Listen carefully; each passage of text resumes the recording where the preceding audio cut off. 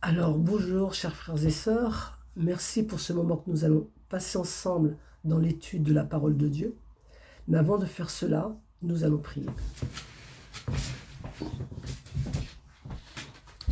Notre Père qui es aux cieux, que ton nom soit loué, Père éternel, on se présente devant toi avec le sang de Jésus-Christ et le pardon de nos fautes, et on te demande d'être avec nous pendant ce moment d'étude, que cela touche nos cœurs et que ça change nos vies et nos priorités, au nom de Jésus. Amen.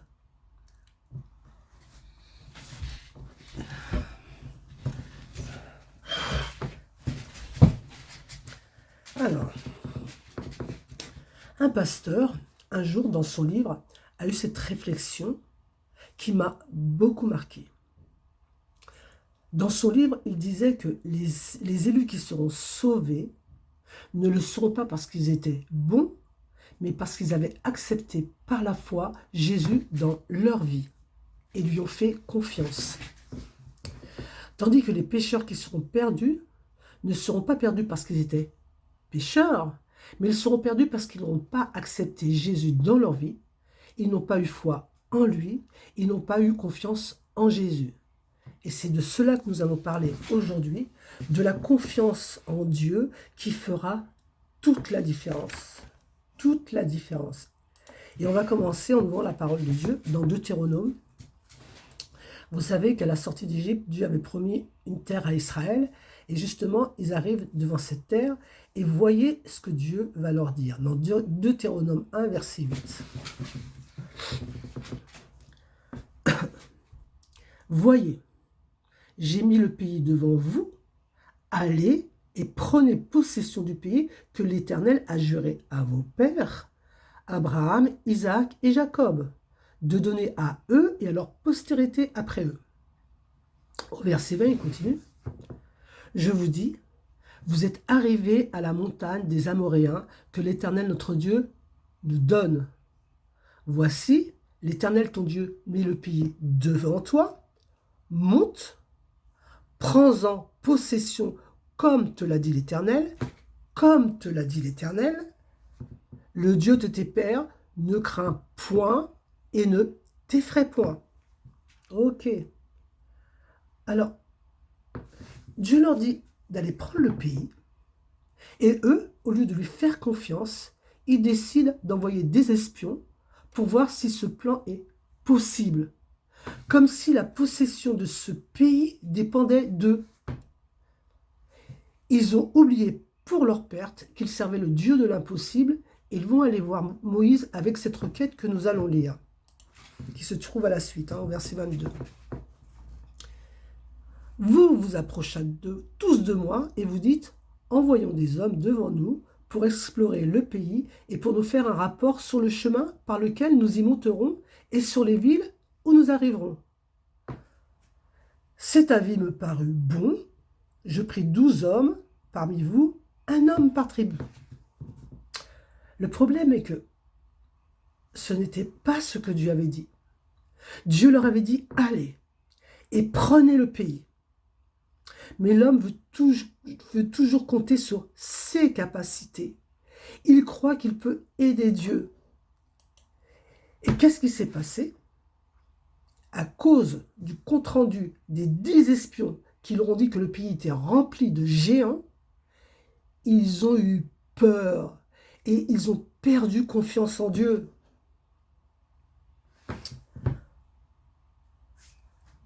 Dieu a des plans pour chacun de nous.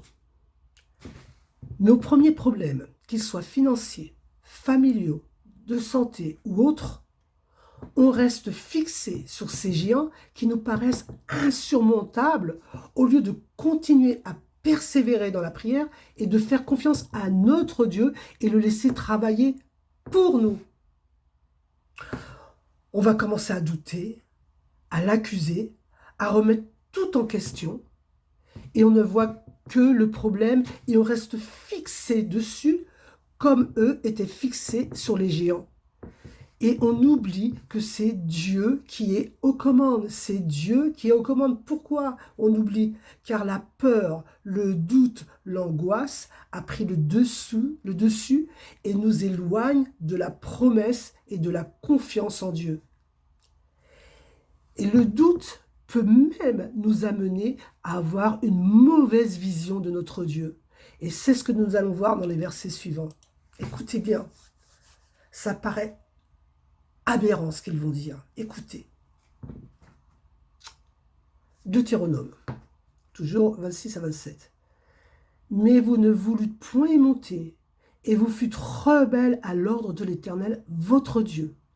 Vous murmurâtes dans vos tentes et vous dites, c'est parce que l'Éternel nous hait qui nous a fait sortir du pays d'Égypte, afin de nous livrer entre les mains des Amoréens et de nous détruire. C'est fou! Voilà ce que pensaient les Israélites de Dieu à ce moment-là. Pourquoi?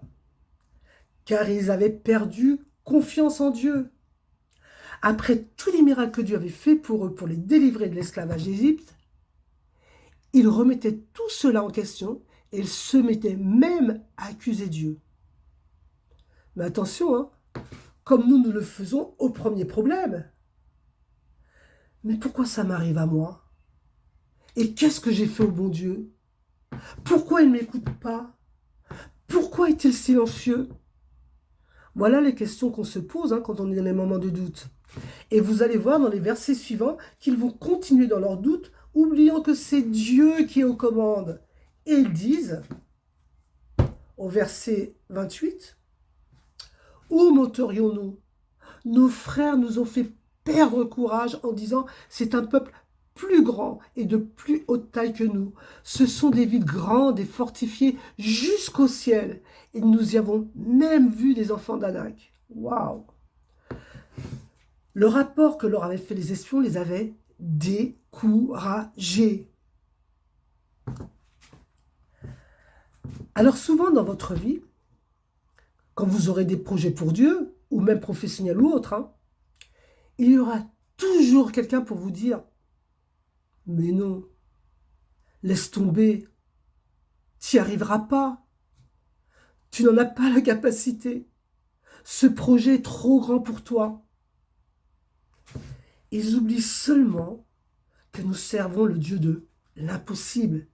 Et c'est lui qui agira. Car avec Dieu, c'est la majorité. Et hélas, c'est ce qu'avaient oublié les Israélites. C'était plus facile pour eux de murmurer que de faire confiance à Dieu. De douter plutôt que de crier vers lui. Malgré tous les miracles que Dieu avait opérés dans leur vie. Que va leur répondre Moïse au verset suivant? Que va-t-il leur rappeler? Et c'est ce que nous devons nous rappeler aussi quand nous avons des problèmes. Parce que quand on est dans les moments de doute, c'est bon de se remémorer les promesses de notre Dieu. Et c'est ce que va faire Moïse. Dans Deutéronome 29-30, je vous dis, ne vous épouvantez pas et n'ayez pas peur d'eux. Et quand on parle d'eux, c'est de tous les géants de vos vies. L'Éternel, votre Dieu, qui marche devant vous, combattra lui-même pour vous, selon tout ce qu'il a fait pour vous sous vos yeux en Égypte. Donc, n'ayons pas peur, faisons-lui confiance. Mais le problème est que quand la peur ou le doute ont pris le dessus, on perd l'objectif de vue. On n'écoute plus. Ça nous paralyse. Leurs yeux étaient fixés sur les géants que leur avaient décrits les 10 et qui avaient même rajouté que c'était un pays qui dévorait les gens. Alors qu'ils auraient dû rester fixés sur la promesse et sur le plan de Dieu qui leur avait promis ce pays, ils doutèrent de Dieu et préféra écouter les dires des 10 plutôt que de continuer à faire confiance à leur Dieu. Lisons les versets suivants. Moïse va encore leur rappeler quelque chose. De 31 à 33. Écoutez bien. Puis au désert, où tu as vu l'Éternel, ton Dieu, t'a porté, comme un homme porte son fils, pendant toute la route que vous avez faite, jusqu'à vous arriver dans ce lieu. Malgré cela, vous n'eûtes point confiance en l'Éternel, votre Dieu, qui allait devant vous sur la route pour vous chercher un lieu de campement. La nuit, dans un feu, afin de vous montrer le chemin où vous deviez marcher, et le jour dans une nuée. Voilà notre Dieu. Voilà notre Dieu. Même pendant notre sommeil, Dieu se bat pour nous et met les solutions en place. Soyons juste patients. Soyons juste patients. Dieu sait mieux que nous. Dieu sait mieux que nous. Écoutez, dans Psaume, ce qu'il dit, « Voici, il ne sommeille ni ne dort celui qui garde Israël. » Et derrière, vous pouvez mettre votre prénom. Dans Proverbe, si tu te couches, tu seras sans crainte. Et quand tu seras couché, ton sommeil sera doux. Oh, merveilleux, merveilleux. Rappelez-vous, dans Hébreu, pourquoi le peuple n'est pas rentré dans la Nouvelle Jérusalem? Parce qu'ils avaient péché? Non, ce n'est pas ce que nous dit la Bible. Prenons Hébreu. Hébreu 3, 18 à 19. Et à qui jura-t-il qui n'entrerait pas dans son repos, sinon à ceux qui avaient désobéi? Aussi voyons-nous qu'ils ne purent y rentrer à cause de quoi? À cause de quoi? À cause de leur incrédulité. Ils n'ont pas cru, ils n'ont pas fait confiance à Dieu. Voilà pourquoi. Ils ont préféré faire confiance à ceux qu'ils voyaient et ceux qu'ils entendaient, oubliant qu'ils servaient le Dieu de l'impossible. Les géants de nos vies ne font pas peur à Dieu. C'est rien du tout pour lui, c'est rien du tout. Dans Nombre 14, 23, tous ceux-là ne verront point le pays que j'ai juré à leur père de leur donner. Tous ceux qui m'ont méprisé ne le verront point. Dieu avait fait une promesse à Israël. Est-ce qu'ils y ont cru? Non. Est-ce qu'ils sont entrés en terre promise? Non. Pourquoi? Parce qu'ils n'ont pas cru, c'est ce que nous dit la Bible, à cause de leur incrédulité. Mais est-ce que Dieu ne nous a pas fait une promesse à nous aussi? Oui. Quelle est-elle? On va la prendre dans Jean 14, 2 à 3. Il y a plusieurs demeures dans la maison de mon Père. Si cela n'était pas, je vous l'aurais dit. Je vais vous préparer une place, et lorsque je m'en serai allé et que je vous aurai préparé une place, je reviendrai et je vous prendrai avec moi afin que là où je suis, vous y soyez aussi. Dieu a promis une place à chacun de nous dans la Nouvelle Jérusalem. Est-ce que nous allons faire confiance à Dieu? Est-ce que nous allons faire confiance à Dieu ou, comme les Israélites, nous allons douter que Dieu peut faire de nous des citoyens du ciel? Dieu peut faire de nous des citoyens du ciel. Alors, si nous croyons cela, si nous croyons que Dieu peut faire de nous des citoyens du ciel, croyons aussi qu'en Dieu, nous dit dans la Bible, dans Philippiens, je suis persuadé que celui qui a commencé en vous cette bonne œuvre la rendra parfaite pour le jour de Jésus-Christ. Je répète, je suis persuadé que celui qui a commencé en vous cette bonne œuvre la rendra parfaite. Quand? Pour le jour de Jésus-Christ. Quand? Pour le jour de Jésus-Christ. Alors ne regardons pas notre état d'aujourd'hui.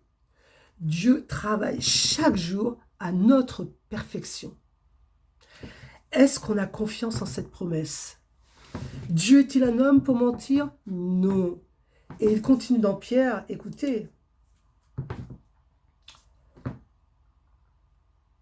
1 Pierre 5, verset 10. Le Dieu de toute grâce, qui vous a appelé en Jésus-Christ à sa gloire éternelle, après que vous aurez souffert un peu de temps. On va tous rencontrer des problèmes dans nos vies, mais rappelons-nous que Dieu a déjà la solution. C'est lui qui est aux commandes. Alors ayons foi en sa parole et faisons-lui confiance. Après que vous aurez souffert un peu de temps, vous perfectionnera lui-même, vous affermira, et je vais rajouter encore, lui-même, vous fortifiera lui-même, vous rendra inébranlable. C'est Dieu qui fera ça. Est-ce que nous y croyons? Est-ce que nous y croyons? Donc, ne cherchons pas à nous rendre parfaits, nous ne le pouvons pas. Le secret, c'est de s'accrocher à celui qui est parfait, c'est-à-dire Jésus-Christ, et à ses promesses, et d'être transformé à son image de gloire en gloire, et c'est lui qui le fera. Amen. Gloire à Dieu. Croyons toujours quand il nous dit dans Hébreu, « Voici l'alliance que je ferai avec eux. Après ces jours-là, dit le Seigneur, je mettrai mes lois dans leur cœur et je les écrirai dans leur esprit. » Et il ajoute, « Et je ne me souviendrai plus de leurs péchés ni de leurs iniquités. » Dans Ézéchiel, « Je vous donnerai un cœur nouveau et je mettrai en vous un esprit nouveau. J'ôterai de votre corps le cœur de pierre et je vous donnerai un cœur de chair. » Est-ce que nous croyons en cela? Est-ce que nous croyons en cela? Rappelez-vous ce qu'on a dit au début. Les élus qui seront sauvés ne le seront pas parce qu'ils étaient bons, mais parce qu'ils avaient accepté par la foi Jésus dans leur vie et lui ont fait confiance. Tandis que les pécheurs qui seront perdus ne seront pas perdus parce qu'ils étaient pécheurs, mais ils seront perdus parce qu'ils n'auront pas accepté Jésus dans leur vie, ils n'ont pas eu foi en lui, ils n'ont pas eu confiance en Jésus qui pouvait faire d'eux des citoyens du ciel. Quelle tristesse!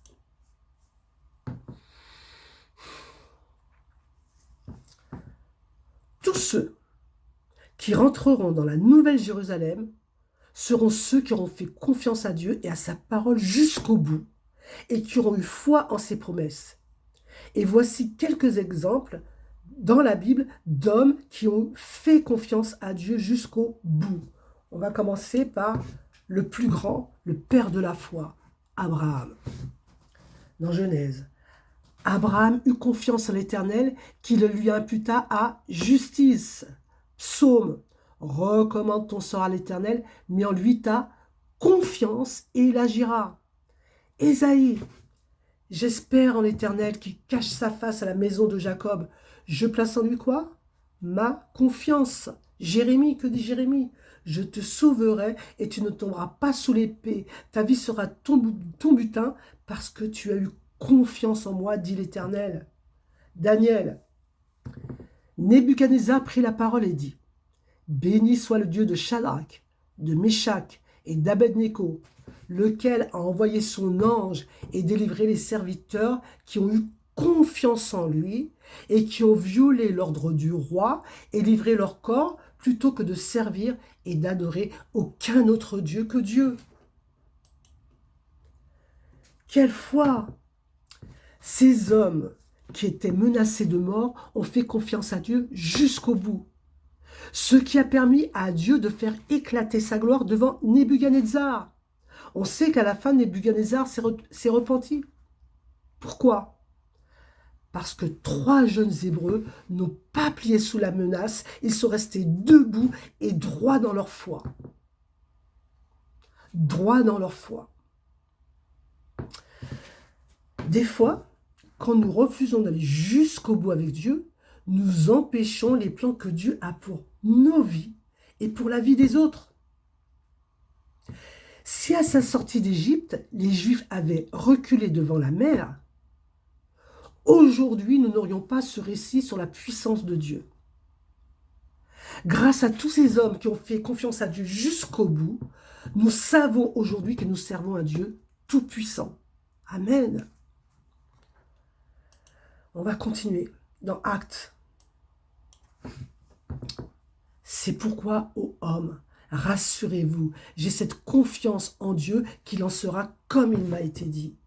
Dans Hébreu, mais Christ est comme le Fils sur sa maison, et sa maison, c'est nous. Attention, à quelles conditions? Pourvu que nous retenions jusqu'à la fin la ferme confiance et l'espérance dont nous nous glorifions. Corinthiens. Et nous regardons comme certains notre arrêt de mort, encore des gens qui sont face à la mort, afin de ne pas placer notre confiance en nous-mêmes. Ça, c'est la pire des choses à faire, mais de la placer en Dieu qui ressuscite, je vais rajouter, même les morts. Quelle foi, mais quelle foi, quelle confiance. Pierre, car il est dit dans l'Écriture, « Voici, je mets en Sion une pierre angulaire choisie, précieuse, et celui qui met en elle sa confiance ne sera point confondu. » Merci mon Dieu.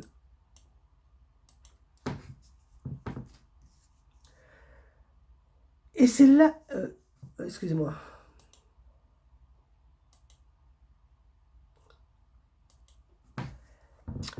Le peuple d'Israël a préféré faire confiance aux 10. Ils ne sont pas rentrés en terre promise, n'est-ce pas? Le diable veut nous faire douter de Dieu. Ne le laissons pas faire. Même quand nous ne comprenons pas, continuons à faire confiance à Dieu. Dieu n'est jamais silencieux. Dieu n'est jamais silencieux. Il attend juste le bon moment pour faire éclater sa gloire. Et il nous dit dans Jérémie 32, 38, « Ils seront mon peuple et je serai leur Dieu. » Alors croyons-le, croyons-le. Dans les derniers jours, Dieu cherche un peuple qui lui fera confiance dans toutes les circonstances de leur vie, qui ne doutera pas et qui ne tombera pas dans toutes les séductions du diable qui te dit « Mais regarde-toi, regarde ton état. Toi, ne l'écoute pas, il va même te faire croire que tu ne vaux rien. Mais toi, réponds-lui que je vaux le sang que Christ a versé pour moi. Amen. Et reste les yeux fixés sur Jésus, sur celui qui peut faire de toi un citoyen du ciel. Et n'ayons pas peur des accusations du diable. N'ayons pas peur des accusations du diable. Dieu sait exactement qui nous étions et qui nous sommes. Lisons Corinthiens. C'est là ce que vous étiez, quelques-uns de vous.